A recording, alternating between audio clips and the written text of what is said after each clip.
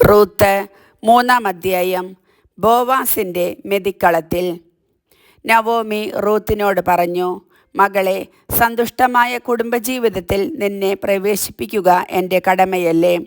നീ ആരുടെ ദാസികളുമൊത്ത് ജോലി ചെയ്യുന്നുവോ ആ ബോവാസ് നമ്മുടെ ബന്ധുവാണല്ലോ. മെതിക്കളത്തിൽ ബാർലി പാറ്റുന്നതിന് അവൻ ഇന്നു രാത്രി വരുന്നുണ്ട്. നീ കുളിച്ച് തൈലം പൂശി ഏറ്റവും നല്ല വസ്ത്രവും ധരിച്ച് മെതിക്കളത്തിലേക്ക് ചെല്ലുക. എന്നാൽ അവൻ്റെ അത്താഴം കഴിയുന്നതുവരെ അവൻ നിന്നെ തിരിച്ചറിയാൻ ഇടയാകരുത്. അവൻ ഉറങ്ങാൻ കിടക്കുന്ന സ്ഥലം നോക്കി വയ്ക്കുക.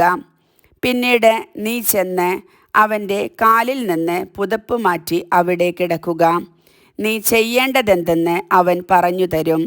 അമ്മ പറഞ്ഞതുപോലെ ഞാൻ ചെയ്യാം എന്ന് അവൾ പറഞ്ഞു. അവൾ മെതിക്കളത്തിൽ ചെന്ന് അമ്മായിയമ്മ പറഞ്ഞതുപോലെ പ്രവർത്തിച്ചു. ഭക്ഷിച്ചും പാനം ചെയ്തും സന്തുഷ്ടനായപ്പോൾ ബോവാസ് ധാന്യക്കൂമ്പാരത്തിൻ്റെ അരികിൽ കിടന്നുറങ്ങി. അപ്പോൾ അവൾ സാവധാനം ചെന്ന് അവൻ്റെ കാലിൽ നിന്ന് പുതപ്പ് മാറ്റി അവിടെ കിടന്നു. അർദ്ധരാത്രിയിൽ അവൻ ഞെട്ടിയുണർന്നു. കാൽക്കൽ ഒരു സ്ത്രീ കിടക്കുന്നു. നീ ആരാണ്? അവൻ ചോദിച്ചു. ഞാൻ നിന്റെ ദാസിയായ റൂത്ത് ആണ് എന്നവൾ പറഞ്ഞു. അങ്ങ് എൻ്റെ അടുത്ത ബന്ധുവാകയാൽ അങ്ങയുടെ വസ്ത്രം ഈ ദാസിയുടെ മേൽ വിരിച്ച് എന്നെ സ്വീകരിക്കുക. അവൻ മറുപടി പറഞ്ഞു, മകളെ, കർത്താവ് നിന്നെ അനുഗ്രഹിക്കട്ടെ. നീ ഇപ്പോൾ കാണിച്ചിരിക്കുന്ന ഔദാര്യം ആദ്യത്തേതിലും വലുതാണ്. യുവാക്കന്മാരെ, ധനികരോ ദരിദ്രരോ ആകട്ടെ, തേടാതെ നീ എൻ്റെ അടുക്കൽ വന്നല്ലോ. മകളെ, ഭയപ്പെടേണ്ട. നീ ആവശ്യപ്പെടുന്നതെന്തും ഞാൻ നിനക്ക് ചെയ്തു തരാം. നീ ഒരു ഉത്തമ സ്ത്രീയാണെന്ന് നഗരത്തിലെ എൻ്റെ പരിചയക്കാർക്കെല്ലാം അറിയാം. ഞാൻ നിൻ്റെ അടുത്ത ബന്ധുവാണെന്നത് വാസ്തവം തന്നെ. എന്നാൽ എന്നേക്കാൾ അടുത്ത മറ്റൊരു ചാർച്ചക്കാരൻ നിനക്കുണ്ട്. ഈ രാത്രി ഇവിടെ കഴിയുക. ഏറ്റവും അടുത്ത ബന്ധുവിൻ്റെ ചുമതല അവൻ നിർവഹിക്കുമോ എന്ന് രാവിലെ അന്വേഷിക്കാം. അവൻ അതു ചെയ്താൽ നന്ന്.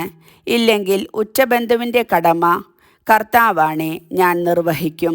പ്രഭാതം വരെ നീ ഇവിടെ കിടന്നുകൊള്ളുക. അവൾ അവൻ്റെ കാൽക്കൽ കിടന്നു.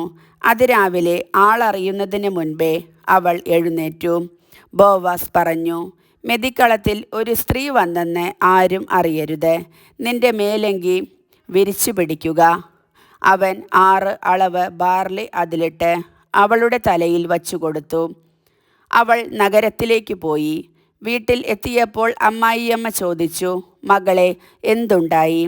അവൻ ചെയ്തതെല്ലാം അവൾ വിവരിച്ചു പറഞ്ഞു.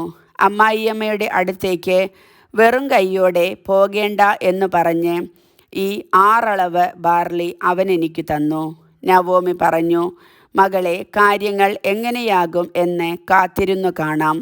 കാര്യം തീരുമാനിക്കുന്നതുവരെ അവൻ അടങ്ങിയിരിക്കുകയില്ല. ഇന്നു തന്നെ തീരുമാനമാകും. കർത്താവിൻ്റെ വചനം.